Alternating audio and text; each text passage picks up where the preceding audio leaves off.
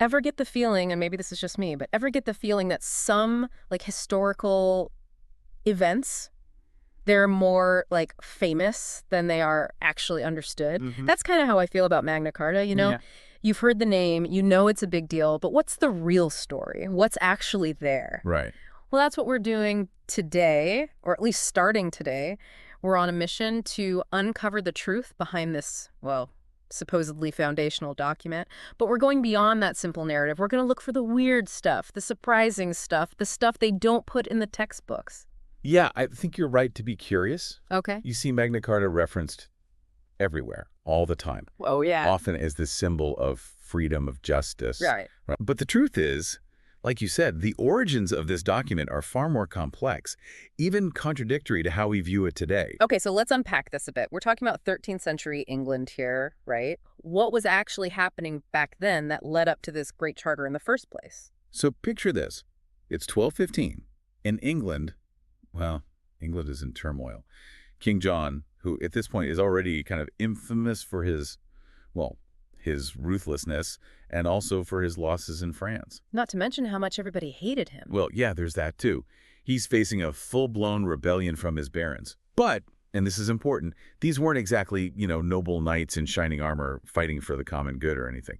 No, this was about power. This was about money. So what you're saying is King John was squeezing the barons a little too hard, and they finally decided they'd had enough. Sounds familiar. Yeah, well, human nature, right? See, under the Angevin system of government they had back then, the lines of power were a bit, shall we say, blurry. Okay. And John, he often used this to his advantage. He pushed the boundaries of what everyone considered legal. And of course, this angered the barons, who were used to certain feudal rights and privileges, so they weren't going to just sit back and let him walk all over them. So when these barons finally sat down to draft Magna Carta, it was really about protecting their own interests. I mean, in a nutshell, yeah. Which makes it even more interesting how it evolved to represent something so different. Precisely. It's really quite remarkable when you think about it. Yeah. Most of the original charter's clauses dealt with very, very specific grievances. Like what? Oh, we're talking taxes, inheritance laws, Mm-hmm. even the placement of fish traps in rivers. Really? Fish traps, that was a big deal. Hey, it was a different time. But yeah, it's actually these very specific, granular details that gives a fascinating glimpse into their priorities at the time. What they cared about, what they were worried about. Okay, so not exactly a universal declaration of human rights, but there's got to be more to the story. If it was just about a bunch of rich guys protecting their wealth, how did Magna Carta, how did it become synonymous with liberty? Well, that's where things get really, really intriguing. Because the 1215 Charter, well, it didn't exactly have a smooth start. To be honest, it was pretty much dead on arrival. Wait, what? What happened? Did they, like, run out of ink before they could make copies? No, not quite. It's just that the agreement they came up with, it was so lopsided, so distrustful, that it practically guaranteed its own failure. For example, there was even a clause, Clause 61, which essentially gave the barons the right to just seize the king's property if he violated any part of the charter. Wow, talk about adding fuel to the fire. They really wrote that into the agreement. They weren't even trying to hide their distrust of King John. Not at all. They were basically daring him to step out of line.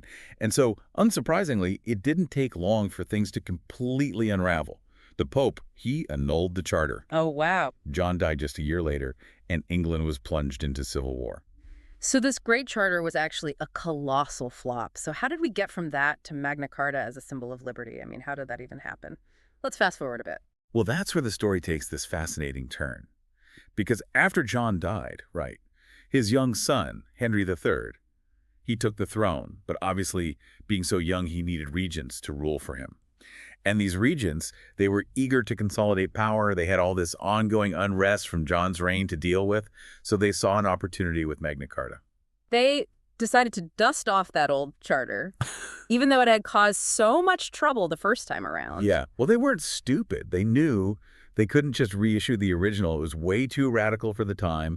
It would have alienated everyone who supported the crown. So they needed a new version, something that was, a little more palatable for everybody. So what did they do? Did they literally just grab a quill and start crossing things out? Essentially, yeah. They got rid of some of the more extreme clauses, like that one we talk about, Clause 61, the one that let the barons seize the king's property. And they made a bunch of other adjustments here and there just to try to appease both sides. Clever move. They really were more interested in Magna Carta as a political tool than an actual binding agreement. Exactly. And that pattern, that just continued for centuries. Every time a new king came along and needed something, whether it was shoring up support, raising funds, or just smoothing over tensions with the nobility, they'd pull out Magna Carta, tweak it a bit, and reissue it to great fanfare. Talk about a convenient symbol to have lying around. They kept reinterpreting it to fit their own needs at the time. Exactly. And as time went on, well, its meaning started to shift even further. It started to take on a life of its own.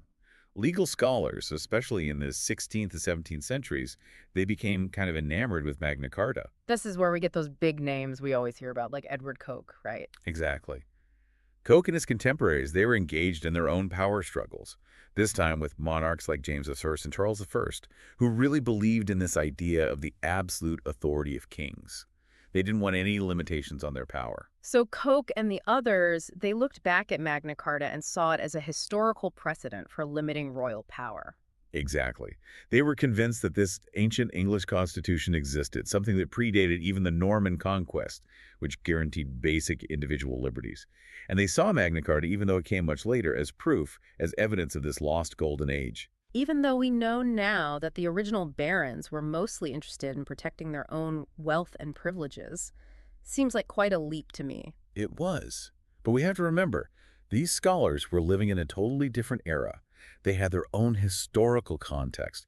They were influenced by all these new ideas coming out of the Renaissance and the Reformation. They were questioning traditional hierarchies, really grappling with the limits of power in general. Magna Carta, with its emphasis on due process and the rule of law, even if it was taken out of context, it resonated with their fight against these absolutist rulers. So they found what they needed in Magna Carta, even if it wasn't necessarily there to begin with. It's amazing how they reinterpreted history to fit their own time. Yeah, it's a very human thing to do. Yeah, it really is. So Yeah. we've gone from a power grab by a bunch of barons to a convenient prop for kings to this symbol of individual liberty championed by these scholars. But how did this reimagined Magna Carta make the jump across the Atlantic? Because I have a feeling those American colonists had something to say about it. Oh, you better believe they did. Yeah. Those American colonists, they knew their English law and history, and they latched onto Magna Carta as a powerful symbol in their own fight for freedom from, well, ironically, England. So when they were protesting against British rule, they basically pointed back to Magna Carta as an example of like how things were supposed to be. Exactly.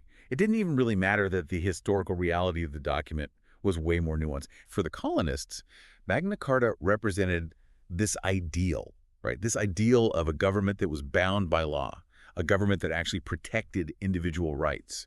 And that's a powerful idea, whether it's historically accurate or not. It really is. It's kind of mind-blowing when you think about it. A document that was created for a bunch of medieval barons becomes this rallying cry for revolutions centuries later. But it wasn't until the 19th century, right, that historians really started to dig into the actual history of Magna Carta and see it for what it really was. That's right. Once there was a bit more historical distance, they could look back and see how each generation, kings, scholars, revolutionaries, they'd all reshaped Magna Carta to fit their own needs, their own anxieties, their own worldview. So what we're really saying is our modern understanding of Magna Carta, this idea of it as this cornerstone of liberty and democracy, it's as much a product of later interpretations as it is of the actual document itself. Absolutely. I think that's the biggest takeaway from all this. Yeah. It shows us the power of ideas, how they can evolve and transform over time in ways that the people who first had those ideas, they could never even imagine. And it makes you think, right?